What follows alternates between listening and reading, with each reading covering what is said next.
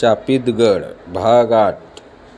पंडितच्या वेशातील समरवर्मा मंद गतीने तटबंदीवरील सैन्यांच्या मानवंदना स्वीकारत पुढे चाल करत होता. त्याच्या चेहऱ्यावरील एक आसुरी समाधान दिसत होते.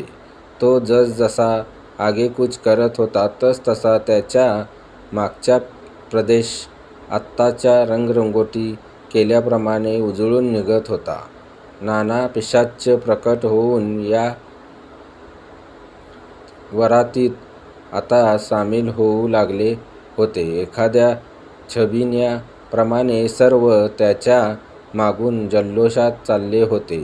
त्यांच्या आनंदाला पारावर उरला नव्हता, कारण काहीच तासांनी त्यांना त्यांचा राजा मिळणार होता. इकडे राजकुमारी आरोही मला आणि भिवाला घेऊन पुन्हा राजवाड्यात आली. अर्थात यावेळी आम्ही तिच्या बंदिस्त पालखीतूनच राजभवनात प्रवेश केला होता. तिच्या दालनात येताच तिने भुईंना हातानेच जाण्याची खूण केली. आता इथून पुढे काय आणि कसं करायचं याची मला आणि भिवाला काहीच कल्पना नव्हती. मी सहज आरोहीला विचारलं, आम्ही इथे आहोत याचा त्याला संशय आला तर काय? माझ्याबरोबर कायम राहावं लागेल गडावर त्याचे गुलाम बनून? आरोही काहीशी हसत म्हणाली. मी मनात म्हणालो, तुझ्याबरोबर राहायला मिळालं तर गुलामच काय, काहीही होण्याची माझी तयारी आहे. आरोही पुढे बोलू लागली. हे पहा, काळजीचं कारण नाही. समरवर्मा आधी संपूर्ण गडाला प्रदक्षिणा घालून सर्व पिशाचांना जागृत करेल. त्यानंतर ही सर्व जत्रा गडाच्या मागच्या बाजूने घनदाट जंगलातून वेताळाच्या मंदिरापाशी जाईल. तेथे पोहोचताच सूर्योदय होण्यापूर्वी तो मंत्रोच्चारण करून मंदिरासमोरील अग्निकुंडात स्वतःला झोकून देईल व वेताळाला प्रसन्न करून पुन्हा जिवंत होईल. त्यानंतर तो काय करू शकतो याची कल्पना न केलेली बरी. हे सारं ठीक आहे, पण आपण फक्त तिघजण हाय. एवढा मोठा लवाजमा सांभाळणार तरी कसा? त्यात आमच्याकडं कसली दैवी ताकद बी न्हाय बा. आपल्या बाच्यानं बी ह्या व्हायचं. हे मी चाललो परत. आता काय बी होऊ दे, भिवा म्हणाला. भिवाचं मध्येच असं गलितगात्र होणं माझ्यासाठी त्रासदायक ठरलं असतं, कारण नाही म्हटलं तरी त्याच्यामुळेच मी या भीतिदायक वातावरणात तग धरू शकलो होतो. मी त्याला समजवण्याचा प्रयत्न करू लागलो. शेवटी आरोहीनेच मध्यस्थी करत आम्हाला धीर देण्याचा प्रयत्न केला. काळजी करू नका. सर्वात महत्त्वाचं, जोपर्यंत मी आहे तोपर्यंत तुमच्या केसालाही धक्का लागणार नाही. आणि राहिला प्रश्न तुमच्या भावाचा, जर त्याला यातून बाहेर काढायचा असेल तर आपल्याला त्याची आजची उपासना उधळून लावावीच लागणार. इतिच्च आरोहीच्या धीरोत्तर शब्दाने भिवा आता शांत झाला होता. तिनेच पुढे बोलायला सुरुवात केली. सर्वात आधी तुम्ही तुमचा पेहरावा बदला, ज्यानेकरून तुम्ही कोणी बाहेरचे नसून आमच्यापैकीच एक वाटायला हवं. राहिला प्रश्न माणसाच्या रक्ताचा, ज्यामुळे तुम्ही लगेच ओळखले जाऊ शकता, तर मी तुम्हाला एक कुपी देईन, ज्यातील द्रव्यामुळे तुमचा गंध ह्या वातावरणात विसरून जाईल. आम्ही येथून निघणार इतक्यात आरोहीने मला हाताने थांबवायची खूण केली. तिने शांतपणे तिच्या तर्जनीतली अंगठी काढून माझ्यापुढे केली. ही तुमच्या बोटात घाला. जर मध्येच काही गडबड झाली तर ही कुपी जमिनीवर जोरात आपटा आणि अंगठीवाला हात पुढे करा. त्यातील दैवी तरंगामुळे तुम्ही आलेले संकटातून वाचू शकाल. माझी बोटं थोडी जाड असल्यामुळे ती अंगठी भी तर्जनीत न घालता माझ्या अनामिकेत घातली का माहीत नाही, पण आतून मला फार बरं वाटत होतं. मी तिच्या गोड चेहऱ्याकडे एकदम आश्वासकपणे पाहिलं, तेव्हा तीही माझ्याकडे काहीशी तशीच पाहत असल्याचं मला जाणवलं. अर्थात ही वेळ आता या सर्व गोष्टींची विचार करण्याची नक्कीच नव्हती. आरोहीची कल्पना चांगली होती, पण वाघाचं कातडं घालून त्याच्याच गुहेत शिरायला जी अस्वस्थता होईल तशी अवस्था आमची झाली होती. हे सर्व झाल्यावर आता पुढे काय? म्हणजे आपण त्यांच्या योजनेत विघ्न आणणार कसं? मी आरोहीला विचारलं. यावर मंद हसत तिने भिवाकडे पाहिलं. याची व्यवस्था मी काल संध्याकाळीच केली होती. त्या डुकराला भिवाच्या फाशापर्यंत आणून पुढचं काम भिवाने केलं आहेच. आपल्याला त्या डुकराचं शीर लागेल, कारण ज्यावेळी त्यांचं मंत्रोच्चार अंतिम चरणाकडे जाईल त्यावेळी सभोवतालची सर्व पिशाच्च उन्मादाने अग्निकुंडाच्या भोवताली फेर धरून वेताळाला आवळण्याचा सुरुवात करतील. बस ह्याच गाफील क्षणी आपल्याला विजेच्या चपळाईने तिथे जाऊन हे शीर त्या अग्निकुंडात टाकायचं आहे, ज्यामुळे उपासनेत विघ्न येईल आणि सभोवतालच्या सर्व अमानवीय गोष्टींचा नाश होऊन हा गड शापमुक्त होईल कायमचा. ऐकायला जरी सोपं वाटत असलं तरी हे सर्व कृतीत उतरवायचं आहे या विचारानेच छातीत धडकी भरली. गडावरील ठाकरवाडीत भिवाच्या घरासमोर मिणमिणत्या कंदिलाच्या प्रकाशात काहीतरी हालचाल चालू होती. भिवाच्या पोटोशी बायकोने नवरा सकाळी 2 पोरांबरोबर वर गेला, तो परत खाली आलाच नाही म्हणून बोंब ठोकली तशी वाड्यातील काही पोरं झोपडीसमोर बसून काहीतरी कुजबूज करत होते. भिवाचा बाप डोक्याला हात लावून वर डोळे लावून बसला होता. चर्चेअंती त्याच्यातलाच एक जण उठला आणि त्यांच्या बायकोला म्हणाला, "वहिनी, ह्या काळजी नको करू. बस ही रात सरू दे. सकाळच्याला पहिल्या वक्ताला आम्ही सर्वजण वर जाऊन त्या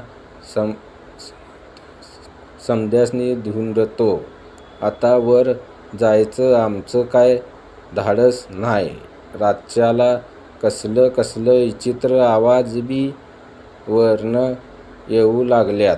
राजकुमारी आरोहीने सांगितल्याप्रमाणे आम्ही आमचे पेरावे बदलून घेतले. मी माझा स्विस नाईफ व ती कुपी धोतराच्या परिवणीत लपवून ठेवली. न जाणो काही वेळ आलीच तर आम्ही दोघांनीही तिने दिलेल्या कुपीला द्रव्य अंगावर लावले. निघण्याच्या अगोदर भुयावरती तिने डुकराचे शीर आणून त्याला एका जाड कपड्यात व्यवस्थित बांधून घेतले. ते शीर आता भिवाच्या पाठीवर आवरण बांधून त्यात लपवलं, म्हणजे चालताना त्याचे दोन्ही हात मोकळे राहतील आणि समोरून कोणी पाहिलं तर त्याला संशयही येणार नाही. बस आता आम्ही पुढच्या लढाईस सज्ज झालो होतो, ज्यात फक्त जिंकावंच लागणार होतं, नाहीतर विनाश अटळ आहे. काल रात्री बाहेरून वाडा फक्त उजळलेला दिसत होता, पण ऐश्वर्य काय असतं याची अनुभूती आता प्रत्यक्षात पाहून मलाही ते मखमली पडदे, झुंबर, त्यातली रोषणाई, बसण्याच्या गाद्या, त्यावरचे लोड, काचेचे नक्षीकाम, भिंतीवरील चित्रे आणि या सर्व वातावरणात यांत्रिकीपणे गस्त घालणारे ते सैनिक अर्थात सारं काही अमानवीय. कोणाला संशय येऊ नये म्हणून मी आणि भिवा आरोहीच्या मागे तिच्या स्वयंप्रमाणे चाललो होतो. मगाशी आम्ही कपडे बदलायला गेल्यापासून आरोही एकदम शांत झाली होती. तिने एकदाही माझ्याकडे पाहिलं नव्हतं. त्यामुळेच की काय मला खचित अस्वस्थ झाल्यासारखं वाटत होतं. खाली येताच आम्ही डाव्या बाजूला दरवाजाने आत जाऊ लागलो. आरोही आत जाताच 2 तीक्ष्ण भाले कैचीप्रमाणे आम्हाला आडवे आले आणि काळजात धस्स झाले. भिवाच्या पाठीवरचं शीर फक्त उसळून बाहेर यायचंच बाकी होतं. आम्ही लगेच सावरून समोर पाहिलं. 4 लालबुंद डोळे आमच्याकडे खुनशी नजरेने पाहत होते. इतक्यात राजकुमारी आरोहीने एक जळजळीत कटाक्ष त्यांच्याकडे टाकला. त्यांना इशाऱ्याने बाजूला होण्यास सांगितले. आम्ही काहीसे गोंधळल्यासारखेच तिच्या मागोमाग आत शिरलो. थोडाच चालल्यानंतर आरोहीने परत एकदा डावा वळण घेतला व ती हळूहळू एक पायरी खाली उतरू लागली. ती जसजशी खाली उतरू लागली तसतशी बाजूच्या कळकटलेल्या मशाली प्रज्वलित होऊ लागल्या. प्रथमच आम्हाला आरोहीच्या अमानवीय ताकदीची जाणीव झाली. भिवाची माहीत नाही, पण माझी मात्र त्या पोशाखात फुर्ती गोची होत होती.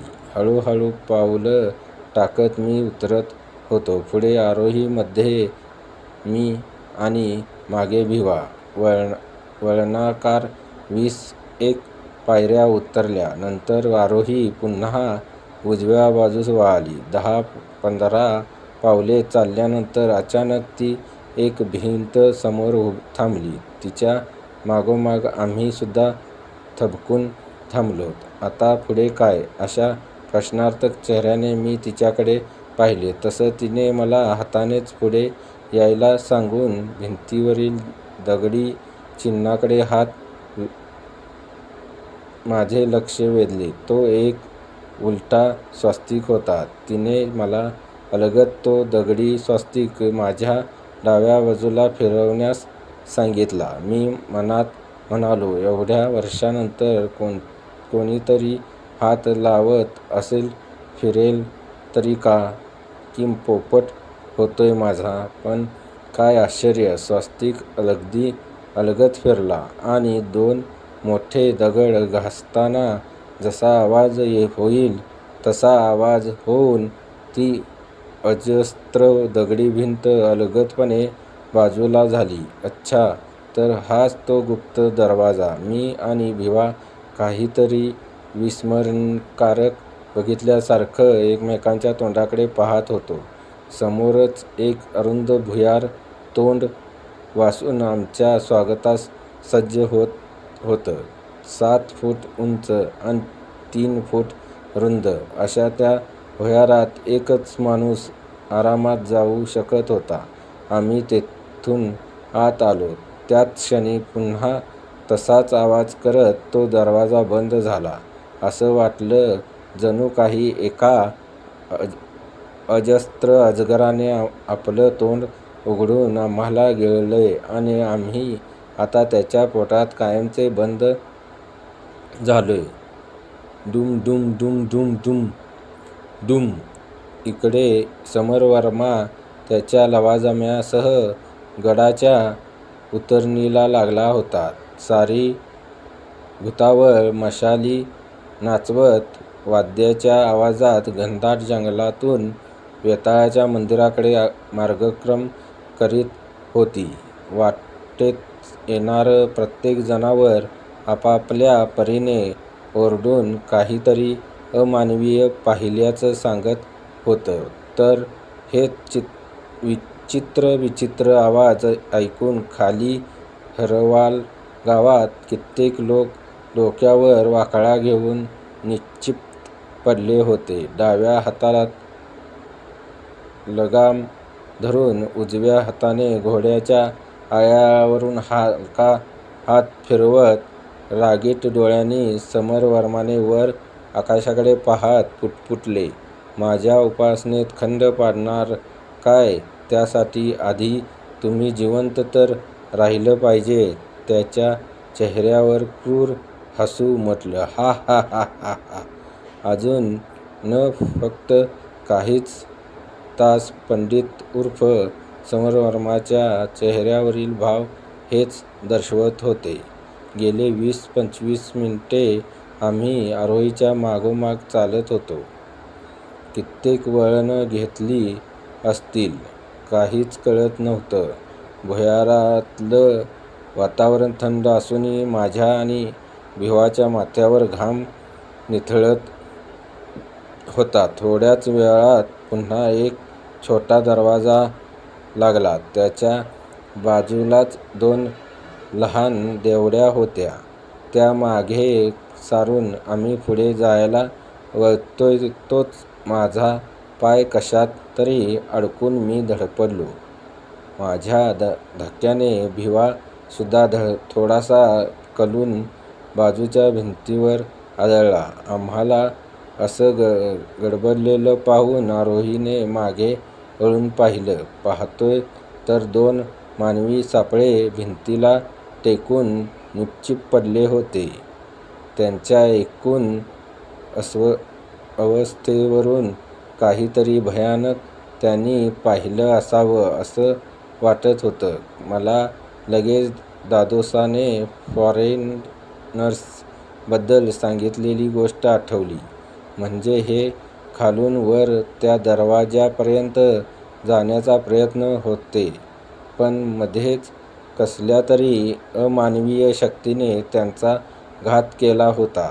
हात देऊन मला भिवाने उठवायचा प्रयत्न केला तसा माझ्या मागून कसला तरी आवाज झालेला मला जाणवला. धाम धाम धाम धाम. तो आवाज आता हळूहळू मोठा होऊ लागला. मागे वळून पाहिलं तर 8-10 लालबुंद डोळे आमच्याच दिशेने येत होते. आम्ही उठून पळणार तशी आरोही आमच्या समोर उभी राहून मोठ्या मोठ्याने हसू लागली. तीच ते कर्कश हसणं छातीची धडधड वाढवत होतं. उपासनेत व्यत्यय आणणार तुम्ही? हा हा हा हा. त्या आरोहीचा बंदोबस्त केव्हाच झालाय. आता तुमची पाळी. परत मोठ्याने हसण्याचा आवाज. आता आरोहीच्या सुंदर चेहऱ्याच्या जागी लाल राकट डोळे दिसत होते. तिचा नाजूक आवाज जाऊन आता घोगरा आवाज ऐकू येऊ लागला. सोडणार नाही, सोडणार नाही. आणि अचानक मागून मानेवर जोरात कसला तरी प्रहार झाल्याची जाणीव झाली. डोळे मिटताच शेवटचे काही शब्द ऐकू आले. आज वेताळाला 1 नाही तर 3 नरबळी मिळणार. आ आ आ आ आ आ. स्टोरी कशी वाटली? लाईक, शेअर आणि सबस्क्राईब, कमेंट करा.